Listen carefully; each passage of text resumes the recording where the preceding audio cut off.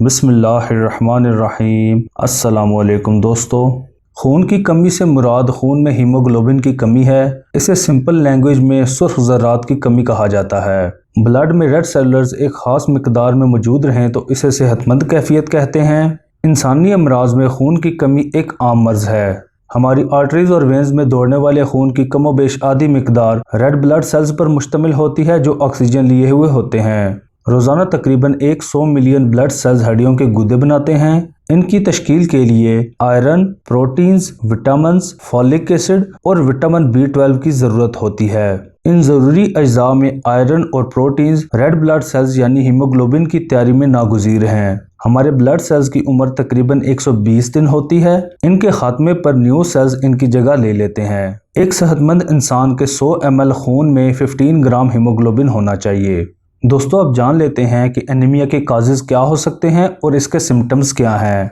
Anaemia کے patient کو weakness, تھکاوٹ، توانائی کے فقدان اور سر چکرانے کی شکایات لاحق ہوتی ہیں۔ ان سب کے علاوہ اترا ہوا چہرہ، تھکی آنکھیں، کمزور یادداشت، سر درد، زخموں کا دیر سے ٹھیک ہونا اور جسم کا زرد رہنا بھی اس کی علامات میں شامل ہیں۔ انیمیا کے بنیادی اسباب میں وٹامنز اور پروٹینز پر مشتمل غذاؤں کی کمی ہے۔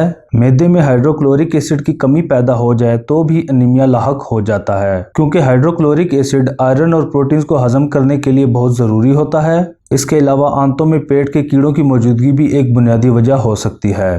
دوستو اب جان لیتے ہیں کہ آپ انیمیا یعنی خون کی کمی کا علاج کن غذاؤں سے کر سکتے ہیں۔ Bat route.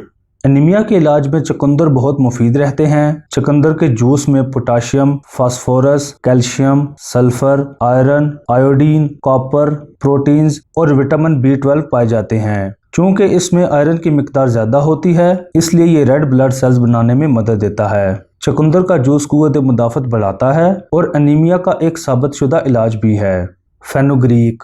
فینوگریک یعنی میتھی کے پتے خون بنانے میں مدد دیتے ہیں۔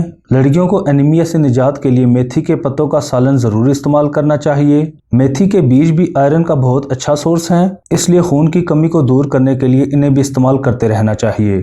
سپائنچ۔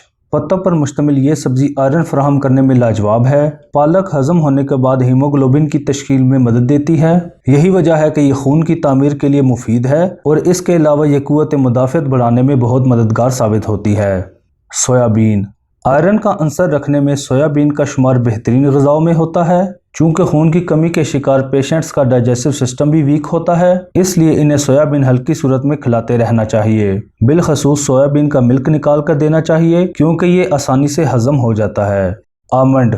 100 گرام بادام میں کاپر تقریباً 1.15 mg تک ہوتا ہے۔ کاپر وٹامنز اور آئرن کے ساتھ مل کر ہیموگلوبن بن جاتا ہے، اس لیے انیمیا کے علاج میں باداموں کا استعمال بہترین ہوتا ہے۔ 2 گھنٹے تک 7 بادام پانی میں بھگوئے رکھنے کے بعد ان کا چھلکا اتار کر اچھی طرح سے پیس لیا جائے۔ 3 مہینے تک یہ استعمال کرنے سے خون کی کمی دور ہو جائے گی۔ دوستو ان فروٹس اور ویجیٹیبلز کے علاوہ کئی ایسی غذائیں ہیں جن میں آئرن پایا جاتا ہے، اس لیے مریض کو زیادہ سے زیادہ تازہ سبزیاں اور پھل کھاتے رہنا چاہیے۔